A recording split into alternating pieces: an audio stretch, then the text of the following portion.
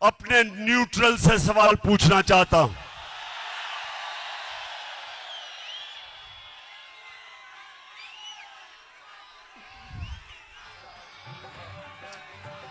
मुझे ये बताएं, क्या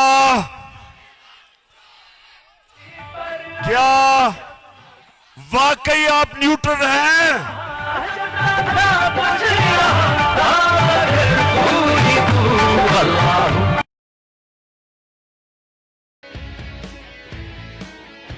कहती है हम तो न्यूट्रल हैं, बाहर की अगर साजिश हुई थी तो हमने तो पीछे हट गए थे। बिस्मिल्लाह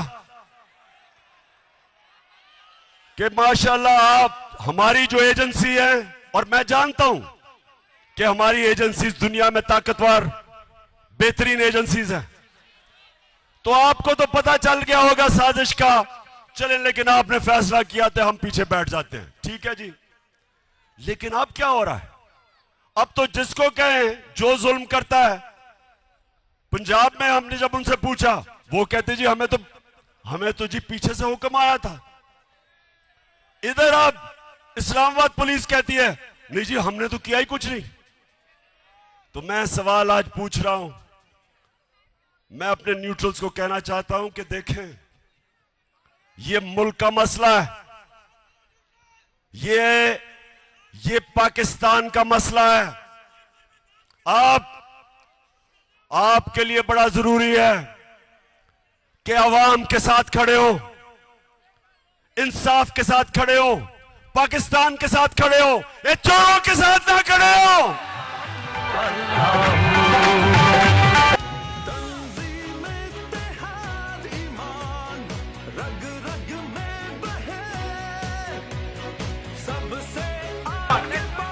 और मैं आप ARY की बात करना चाहता हूं। ये जो दबाव मीडिया पे डाला जा रहा है, कभी इस तरह का प्रेशर मीडिया पे नहीं पड़ा। हमें जब हम पावर से निकले, मीडिया का ब्लैकआउट हो गया। जो अगले दिन 10 अप्रैल को जो पब्लिक सड़कों पे निकली, मीडिया का सारा ब्लैकआउट था, कुछ भी नहीं था मीडिया पे। वो तो रात को सोशल मीडिया, और सोशल मीडिया जिंदाबाद। नौजवान हमारे सोशल मीडिया के, मैं तो आपको खास सलाम पेश करता हूं। सोशल मीडिया पे आना शुरू हो गया कि अवाम सड़कों पे, और फिर पहली चैनल जिसने अवाम दिखाई वो ARY था। उसके बाद ARY के ऊपर पूरा जोर। जो पाकिस्तान के एंकर जिनकी सबसे ज्यादा व्यूअरशिप थी, उन सारों के ऊपर जोर, उनको दबाओ, उनको खौफजदा किया, उनके ऊपर केसेस बनाए। साबिर शाकिर मुल्क से बाहर। अब मैं समझता हूं कि पाकिस्तान का बेहतरीन एंकर, जिसको मैं सलूट करता हूं, अरशद शरीफ, वो मुल्क से बाहर। इमरान रियाज के ऊपर केसेस, उसको जेल में। और एयाज अमीर जैसा दानश्वर, उसको इन्होंने जलील करने की कोशिश की। समी इब्राहिम,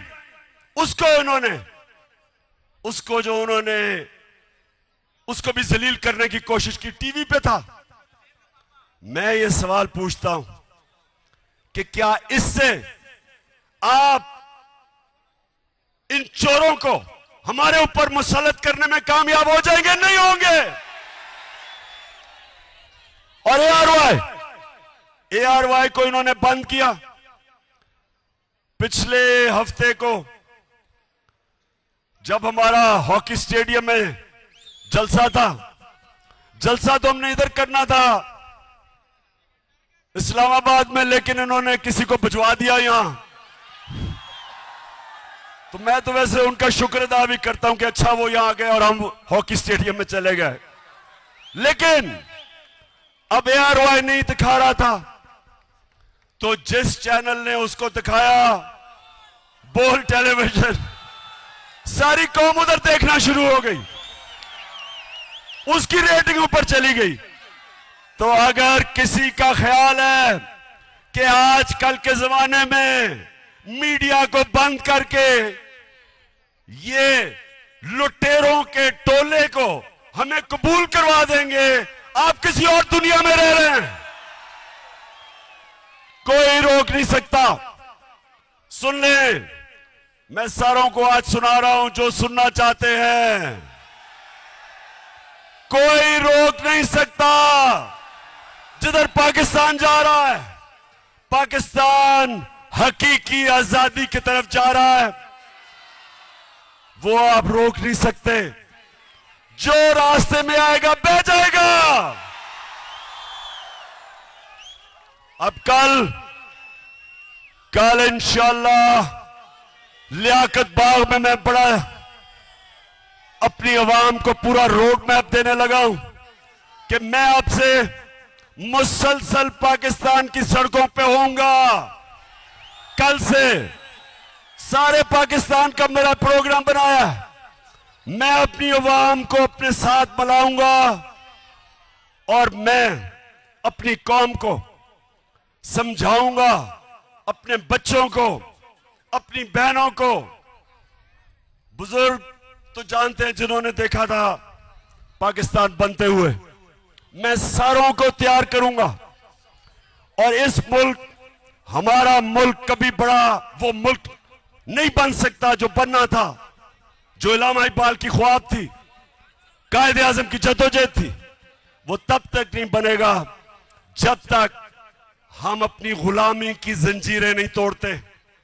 ये जो गिल से हुआ, ये हमें गुलाम बनाने के लिए था। ये जो ARY से हुआ, ये हमारा मुंह बंद करने के लिए था। ये आजादी की आवाजें बंद करने के लिए था। और ये हमें इन चोरों का गुलाम बनाने के लिए था।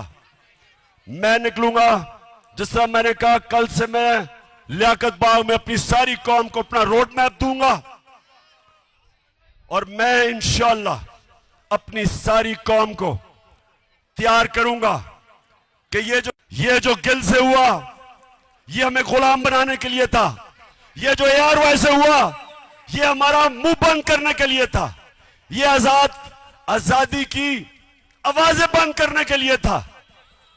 और ये हमें इन चोरों का गुलाम बनाने के लिए था। मैं निकलूंगा, जिस तरह मैंने कहा, कल से मैं लियाकत बाग में अपनी सारी कौम को अपना रोड मैप दूंगा और मैं इंशाअल्लाह अपनी सारी कौम को तैयार करूंगा कि